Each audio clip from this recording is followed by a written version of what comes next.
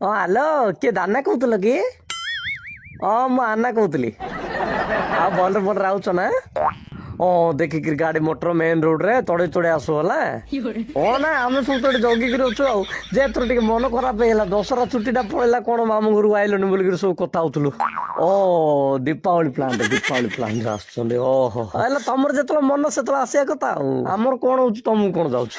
ହଁ ଭଲରେ ଭଲରେ ଟିକେ ଟିଫିନ କରିବା ଆମର ପୁରୀ ସେଟା ତ ଫେମସ ଜାଣିଛ ଆଉ ନନ୍ଦନ ହୋଟେଲରେ ବଜେଇଦା ଆଉ ପିଠା ଖାଇବ କି ଏଥର?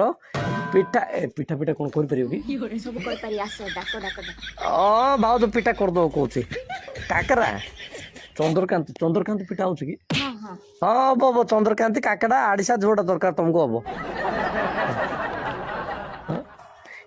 ବାଉଜୁ କହୁଥିଲା ତମେ ଆସିବ ଯେ ଆମର ସେ ଯୋଉ ଟିଭିର ଛତାଟା ଲାଗିଛି ଉପରେ ସେଇଟା ଉଡେଇବନି ବୋଲେ ସେ ସିରିଏଲ ଡେଲି ଦେଖୁଛି ତ ତାହେଲେ